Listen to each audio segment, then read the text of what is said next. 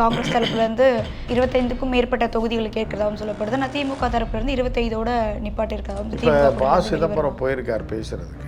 அவர் டெல்லியில் பேசியிருப்பார். கட்டின பொண்டாட்டியே டைவர்ஸ் பண்ணி துரத்தி விட்டான், வீட்டில் வாழல, பெற்ற பிள்ளைகளை அப்பா அம்மா எல்லாம் துரத்தி விட்டான். நீங்கள் வந்து அவன்லாம் ஒரு ஆள்னு சொல்லி அவனோட போய் கூட்டணி போட்டிங்கன்னா கட்சி சர்வநாசமாயிரும் அப்படின்றத.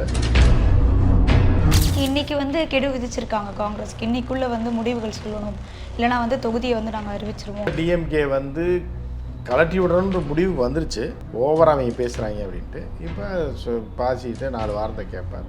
ராகுல் என்னன்ற முடிவு பண்ணிடுவார். பாடியை எரிக்கிறதா புதைக்கிறதான்ற அவர் பெரிய தலைவர்னு சொல்லி இது பண்ணி அவர் தான் பிரதமர் வேட்பாளர்லாம் சொன்னீங்க. பப்பு தான்றது இப்போ நிரூபிச்சிட்டாப்புல. ஸோ கொஞ்சம் பொறுத்துக்குங்க, ஏதோ ஒரு 4-5 கொடுக்க முடிஞ்சால் பாருங்கள். இல்லைங்க கொடுக்க முடியாது, சரி அப்படின்ட்டு இப்போ ஒரு 2-3 கொடுத்து ஒரு முடிவுக்கு வருவாங்க. அதிகபட்சம் 28. இப்போ ஏன் செல்வ பிறந்தகை செக் வைக்கிறாங்கன்னா கட்சியை உடைக்க போகிறாங்க காங்கிரஸ் கட்சி. ஆமாம், இப்போ ஏன் அலறி அடிச்சுட்டு இப்போ சிதம்பரத்தெல்லாம் போகிறாரு அப்படின்னா இது அடுத்த ஒரு பிரேக் ஆயிரும். பிரேக் ஆச்சுன்னா காங்கிரஸ் தமிழ்நாட்டில் அழிஞ்சு போயிடும் அப்படின்றது சிதம்பரத்துக்கு தெரியும். சார், அதே மாதிரி நாளைக்கு வந்து தஞ்சாவூரில் தாவேக்கனுடைய நிர்வாகிகள் சந்திப்பு கூட்டம் நடக்க இருக்கு. நிறைய விமர்சனம் எழுப்பப்பட்டது. இதை குறித்து விஜய் வந்து நாளைக்கு பேசுறதுக்கு வாய்ப்புகள். விஜய் இப்போ பயந்துகிட்டு இருக்க ஒரே ஆள் யாருன்னா மோடி, அமித்ஷாங்க. ஒரே ஆள் சங்கீதா தான். குடும்ப விவகாரத்தை பற்றி பேசுனா வேணா விஜய்க்கு தான். சங்கீதா ப்ரெஸ் மீட் வச்சாப்லன்னு வைங்க, இன்னும் நாரிப்பு. திமுக காங்கிரஸ் கூட்டணி இன்னும் வந்து பல கேள்விக்குறிகள் வந்து போயிட்டுருக்கு. ஏன்னா காங்கிரஸ் தரப்புலேருந்து 25க்கும் மேற்பட்ட தொகுதிகள் கேட்கிறதாகவும் சொல்லப்படுது. ஆனால் திமுக தரப்புலேருந்து 25ஓட நிப்பாட்டி இருக்கிறதாகவும் சொல்லப்படுது. என்ன சார் போயிட்டுருக்கு காங்கிரஸ் வந்து? சிதம்பரம் போயிருக்கார் பேசுகிறதுக்கு. அவர் டெல்லியில் பேசியிருப்பார். அந்த விஜயன்ற தம்பியெல்லாம் நம்பி போன பொண்டாட்டிக்கே வாழ்க்கையெல்லாம் போச்சு, நீங்கள் நம்பி போனீங்கன்னா அடுத்த தான் நிற்கணும் அப்படின்றத எடுத்து சொல்லியிருப்பார். கட்டின பொண்டாட்டியே டைவர்ஸ் பண்ணி துரத்தி விட்டான், வீட்டில் வாழல, பிள்ளைகளை பெற்ற பிள்ளைகளை அப்பா அம்மா எல்லாம் துரத்து விட்டான். நீங்கள் வந்து அவன்லாம் ஒரு ஆள்னு சொல்லி அவனோட போய் கூட்டணி போட்டிங்கன்னா கட்சி சர்வநாசமாயிரும் அப்படின்றத அவர் மூத்த தலைவராக சொல்கிறேன்னு சொல்லியிருக்காரு. யார்? பாசி. சொன்னோடனே அப்போ என்ன பண்ணலான்றீங்க, அவன் 25லே நிற்கிறாங்க, யார்? டிஎம்கே அப்படின்னா, சரி இருங்க நான் போய் பேசுகிறேன். இப்போ இவர் போய் பேசினார்னா ஒரு 2-3 கூட கொடுக்குறதுக்கு வாய்ப்பு இருக்குது. ஏன்னா நாளைக்கு எம்பி தேர்தல் வருது.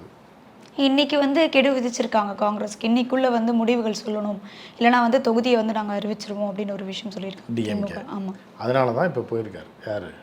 சிதம்பரம் போயிருக்காரு. சோனியா காந்தி காலைல அவங்க உடம்பு சரியில்லைனாலும் லேட்டாக தான் எந்திரிச்சிருப்பாங்க 11 மணிக்கு. அப்புறம் வந்து அரசியல் எப்படின்னா, இப்போ நீங்கள் வந்து உங்கள் வீடு இருக்குது, நான் எங்கள் வீடு இருக்குது. இப்போ காலைல தூங்கி இருந்துச்சுன்னே மனைவி பிள்ளைங்க யாராவது பார்ப்போம். இது வந்து நம்ம சாதாரண குடும்பத்தில் நீங்கள் உங்கள் அப்பா அம்மா பார்த்துட்டு ஏதாவது டீயை சாப்பிட்டு வந்துடுவீங்க. ஆனால் அரசியல்வாதி குடும்பத்தில் தாய் மகனை சந்திக்கிறதே வந்து நியூஸ் ஆகிடும், பிரேக்கிங் ஆக போடுவாங்க கோடி மீடியாவில். எப்படின்னா ராகுல் சோனியா சந்திப்பு, அவங்க அம்மாடா வீட்டில் தானடா இருக்குது, அதை அவங்க சந்தித்து அதுக்கு ஏன்டா பிரேக்கிங் போடுறீங்கன்னு யாரும் கேட்க மாட்டாங்க. புரியுதா? அந்த மாதிரி இப்போ என்னென்னா இன்றைக்கி டெல்லியில் நடந்துகிற கூட்டத்தில் வந்து சோனியாவும் ராகுலும் சந்திச்சிருக்காங்க. ஏன்னா ராகுல் கல்யாணம் ஆகலை, அங்கே அம்மா வீட்டில் தான் இருக்காப்புல. அங்கேயே இருப்பாப்புல, தனி வீடு ஒன்று கவர்மெண்ட்டில் கொடுத்துருக்காங்க, இங்கே இருப்பாப்புல, சாயந்தரம் அவங்க அம்மாவை பார்க்குறது தான். இதில் பிரேக்கிங் போகிறக்கு ஒரு மண்ணாங்கட்டியும் கிடையாது. இடையில இந்த கார்கேன்ற அந்த வயசான மனுஷன் வந்திருப்பார் வீட்டுக்கு, மல்லிகார்ஜுன் கார்கே. இவங்கெல்லாம் ஒரு சந்திப்பு நடத்தி அதுதான்மா இவங்க 2 பேரும் ஒரே வீட்டில் தான் அம்மாவும் மகனும் தானே சந்திக்கிறாங்க. இதுக்கு எதுக்கு பிரேக்கிங் சந்திக்கிறாங்க? கார்கே மட்டும் காலங்காலத்தால் தூங்கி எழுந்திரிச்சு 9:30 மணிக்கு வர சொல்லிப்பாங்க, ஒரு 11 மணிக்கு வந்திருப்பாரு. நான் வயசாகிடுச்சு, லேட்டாக எழுந்திரிச்சிருப்பார், புகை மூட்டை வேறையாக இருக்காங்க டெல்லியில். மெதுவாக வந்து கைத்தாங்களாக கூப்பிட்டு வந்து அவர்கிட்ட கேட்பாங்க என்ன பண்ணலாம் அப்படின்னு.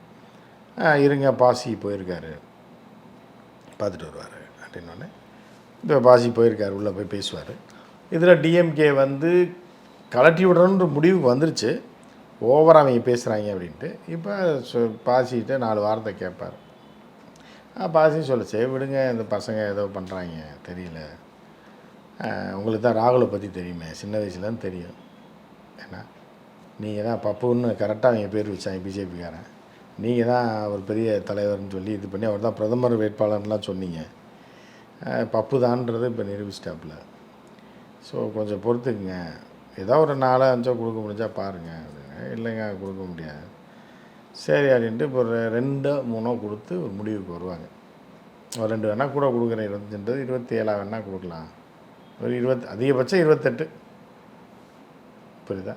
இப்போ 5 சீட்டு எக்ஸ்ட்ரா போச்சுன்னா புதுசாக கூட்டணிக்குள்ளே வரவங்களாம் எப்படி கொடுக்குறது அப்படின்றது தான் திமுகவோட கேள்வியாக இருக்குது. ஒரு 2 சீட்டு கொடுப்பாங்க கூட, 2 3 வேணா வாங்க, இல்லைன்னா நீங்கள் பார்த்துக்குங்க, எங்களுக்கு அவசியம் இல்லைன்னு சொல்லி நான் காங்கிரஸை கலட்டி விடுற முடிவுக்கு வந்துட்டாங்க. என்ன பிரச்சனை அப்படின்னா, இப்போ ஏன் செல்வ பிறந்தகை செக் வைக்கிறாங்கன்னா கட்சியை உடைக்க போகிறாங்க. காங்கிரஸ் கட்சி. ஆமாம், இப்போ ஏன் அலறி அடிச்சுட்டு இப்போ சிதம்பரத்தெல்லாம் போகிறாரு அப்படின்னா, இது அடுத்த ஒரு பிரேக் ஆயிரும். பிரேக் ஆச்சுன்னா காங்கிரஸ் தமிழ்நாட்டில் அழிஞ்சு போயிடும், நம்ம இனிமேல் ஜெயிக்கவே முடியாது அப்படின்றது சிதம்பரத்துக்கு தெரியும். புரியுதா அவங்களுக்கு? ஸோ இப்போ சில பேர்லாம் பார்த்தீங்க அப்படின்னா, நீங்கள் பேய் நைட்டு வரும் கிராமத்துலலாம், பேய் வர்றது சில மிருகங்களுக்கு தெரியும். மிருகங்கள்னால் நம்ம யாரையும் மிருகம்னு சொல்ல, பசுலாம் இருக்கும், அதுக்கெலாம் தெரியும், கண்ணிலே தெரியும்வாங்க. தீய சக்திகள் வந்ததுன்னா அது கத்திக்கிட்டே இருக்கும். ஸோ அந்த மாதிரி அது நல்ல சக்திகளுக்கு தெரியும், தீய சக்தி ஏதோ வருது அப்படின்னு சொல்லி. அது மிருகங்களில் மனிதர்கள் மட்டும் இல்லை, ஞானிகளுக்கெல்லாம் தெரியும்.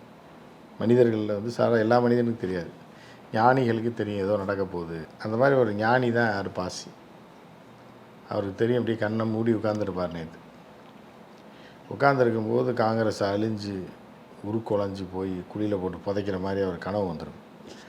டக்குன்னு எழுந்திரிச்சு, சரி காலைல நம்ம இதை தடுத்து நிறுத்தலைன்னா கட்சி 2ஆக உடஞ்சிரும், திமுக உடச்சிட்டு ஒரு 10 சீட்டு வரைக்கும் உடஞ்சி வரவங்களுக்கு கொடுத்துட்டு மீதி 15 சீட்டு மிச்சம் தான் பார்த்துக்கலான்னு சொல்லி இருப்பாங்க. நம்ம போய் இதை எடுத்தால் ஊடால போய் தடுத்து நிறுத்தணும்னு இப்போ காலைல போயிருக்காரு. செல்வப்பந்தையும் கூப்பிட்டு போயிருக்காரு, வாங்க செல்வப்பந்தை போய் பார்த்துட்டு வரலான்னு. 2 பேரும் போயிருக்காங்க. சார், இன்னொரு விஷயம் அது பிரேக்கிங்காக போயிட்டுருக்க ஒரு விஷயம் தான். ஆதவ அர்ஜுனாவும் ராகுல் காந்தி அவர்களும் சந்திக்க இருக்கிறாங்க. அதாவது இவன் ஒரு ஆகாவலிமா, அவன் ஏதோ காசை கொடுத்து சில மீடியாவில் நான் போகிறதா போடுங்கன்னு சொல்லியிருக்காம்மா. இப்போ அதனால் போட்டிருக்கேன். அப்படி ஒரு சம்பவமே நடக்கலை. தாவேகாவுடன் எந்த கூட்டணி பேச்சுவார்த்தைகளும் கூட்டணி பேச்சுவார்த்தை ஏதோ ஃபோனில் பேசிப்பாங்க. விஜய்கிட்ட பேசுறது இப்போ எல்லாம் பிரச்சனை கிடையாது. த்ரிஷாவே ஒரு பேட்டியில் சொல்லியிருப்பாப்புல, விஜய் பற்றி உங்களுக்கு பிடிக்காத விஷயம் என்ன அப்படின்னா, அவர் ஒரு தனிமை விரும்பி தனியாக இருப்பார், அவர் அக்சசிபிலிட்டியே இருக்காது, அவரை காண்டாக்டே பண்ண முடியாது அப்படின்ற மாதிரி த்ரிஷாவே சொல்லியிருக்காப்புல அன்றைக்கி 10 வருஷத்துக்கு முன்னாடி. அப்போ இதெல்லாம் பார்த்து காங்கிரஸ் திருந்தலைன்னா என்ன பண்ணுறது? விஜய்கிட்ட பேச மாட்டாங்க, ஏதாவது ஃபோனில் இவங்களாக பேசியிருப்பாங்க. காங்கிரஸ்லேருந்து 2 பேர், இதுலேருந்து 2 பேர் அவங்களா பேசியிருப்பாங்க, பேச்சுவார்த்தைன்னுவாங்க. கடைசியில் ராகுல் சொல்கிறது தான் முடிவு. ராகுல் என்ன சொல்கிறாருன்னு நம்ம வெயிட் பண்ணி பார்ப்போம். ஸோ இன்றைக்கி அதற்கோட முடிவு வெளிவந்துருமா சார்? கொடுத்தா நான் ஆகணும், வேறு என்ன வழி? டெட் பாடியை ரொம்ப நாள் வைக்க முடியாதுல்ல, என்ன தான் வச்சாலும் 3ஆவது நாள் போச்சு தான் ஆகணும். சொந்தக்காரங்க வைக்கிறேன்னு வைப்பாங்க, எப்படியா இருந்தாலும் அதை கொண்டு போய் போச்சு தானே ஆகணும் குழியில். அதனால் இன்றைக்கி ராகுல் என்னன்ற முடிவு பண்ணிடுவாங்க. பாடியை எரிக்கிறதா புதைக்கிறதான்ற ஒரு முடிவு நீ சாயந்தரத்துக்குள்ளே வந்துடுவாங்க. அதுக்கு ஃபைனலாக பாசி அனுப்பிவிட்டு ஐசியூவில் இருக்கிறத காப்பாற்றிடலான்னு பாசி போயிருக்காரு. என்ன நடக்குதுன்னு பொறுத்து சார். அதே மாதிரி நாளைக்கு தஞ்சாவூரில் தாவேக்கனுடைய நிர்வாகிகள் சந்திப்பு கூட்டம் நடக்க இருக்குது. இதை நீங்கள் எப்படி பார்க்குறீங்க? ஏன்னா விஜய் குறித்து பல விமர்சனங்கள் 2 வாரம் கிட்டத்தட்ட நிறைய விமர்சனங்கள் எழுப்பப்பட்டது. இதை குறித்து ஏதாவது விஜய் நாளைக்கு பேசுகிறதுக்கு வாய்ப்புகள் இருக்குது? விஜய் ஏன்னா லூஸாக அதை பற்றி பேசுகிறாங்க. விஜய் அறக்கிறீங்க, இவ்வளோ பேர் லட்சக்கணக்கில் இருக்காங்கன்றது தெரிஞ்சு போச்சு. இவங்கள வச்சே கேம் ஆடிட்டு என்னத்தையாவது இப்போ இதுக்கும் திமுக தான் காரணம். அது இப்போ மனைவியை பற்றி பேச மாட்டாப்புல, ஏன்னா அது திருப்பி 100 கோடி எக்ஸ்ட்ரா கேட்டுச்சுன்னு வைங்க, சிக்கலாயிடும். ஸோ அதனால் இப்போ கேட்க மாட்டாங்க. இப்போ எலெக்ஷன் டைமில் பார்த்துக்க டெல்லியிலேருந்து அவங்க போட்டு விட்றாங்க, பிஜேபிக்காரன் காசையும் கொடுத்துட்டு சங்கீதாவுக்கு ஃபோன் பண்ணியம்மா எலெக்ஷனுக்கு ஒரு 1000 கோடி கொடுத்துருக்கோம் செலவுக்கு, நீங்கள் எக்ஸ்ட்ரா என்ன கேஸில் சேர்த்துங்கன்னா என்ன ஆகும்? ஸோ அதனால் விஜய் இப்போதைக்கு நேரடியாக சங்கீதாட்ட மோதவே முடியாது. விஜய் இப்போ பயந்துக்கிட்டு இருக்க ஒரே ஆள் யாருன்னா மோடி, அமித்ஷாலாம் கிடையாது, ட்ரம்ப்பு, புஷ் எல்லாம் கிடையாது. ஒரே ஆள் சங்கீதா தான். விஜய்க்கு ஒரே எதிரி இன்றைக்கி சங்கீதா தான். ஸோ சங்கீதா நினச்சா விஜய் என்ன வேணாலும் பண்ணலாம், புரியுதா? அந்த நிலை தான் வந்திருக்கு. ஸோ அதனால் சங்கீதா வாயே திறக்க மாட்டாப்புல, சரி திறந்து அவன் நாசம்தான். மறைமுகமாகவும் இதை பற்றி எந்த விஷயமும் அவர் பேச நிச்சயமாக பேச மாட்டாங்க. இந்த குடும்ப விவகாரத்தை பற்றி பேசினா வேணா விஜய்க்கு தான். சங்கீதா ப்ரெஸ் மீட் வச்சாப்புலன்னு வைங்க, இன்னும் நாரி போயிடும். அதனால் அப்படியே மெயின்டைன் பண்ணி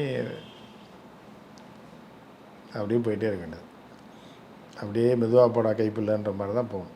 ஏன்னா காமெடியன் தானே விஜய், அரசியல் காமெடி தானே, அப்படியே ஓட்டிகிட்டு இருக்க வேண்டியதான் பொழப்பை ஓட்டிகிட்டு அப்புறம் எலெக்ஷனில் தோற்றதுக்கப்புறம் டூர் போக வேண்டியதான். அவங்க ஒரு குரூப்பே இருக்காங்க, ஒரு பெரிய ஒரு டீமே இருக்காங்க. 4 பெண்கள் இருக்காங்க, விஜய் 1, 5 பேர் ஒரு டீம். ஏன்னா நண்பர்கள் தான், வேறு ஒன்றும் இல்லை. அந்த 5 பேரில் ஒரு 2 பேர் ஒரு டூருக்கு போவாங்க, இன்னும் 2 பேர் ஒரு டூருக்கு போவாங்க. அந்த மாதிரிலாம் ஸ்பெயின், இத்தாலிக்கெலாம் போயிட்டு வந்தாப்புல. அப்போ த்ரிஷா போயிருந்தப்போ, ஏன்னா ஒரு பழகின ஒரு பொம்பளை பிள்ளையை தனியாக விட முடியாதுல்ல. அது வந்து தமிழ் கலாச்சாரம் கிடையாது, பண்பாடு கிடையாது. தமிழில் இந்திய கலாச்சாரமே கிடையாது. ஒரு பொண்ணு ஆசைப்படுது, கல்யாணம் வேறு ஆகலை, ஸ்பெயினுக்கு போகணும், இட்டாலிக்கு போகணுன்னு ஆசைப்படுது. அப்படிங்கும்போது ஒரு ஃப்ரெண்டு அது தனியாக விட்டால் என்ன ஆகும் அப்படின்ற ஒரு நல்ல எண்ணத்தோடு தான் போயிருக்காப்புல. அதை புரிஞ்சுக்கிற சங்கீதா அந்த மாதிரி பிரச்சனை பண்ணிட்டாப்புல. சரி பார்க்கலாம். அது திமுக தூண்டுதல் தான், வேற என்ன. என்னோட நேரம் வந்து நிறைய விஷயங்களை பகிர்ந்து வைக்க நன்றி.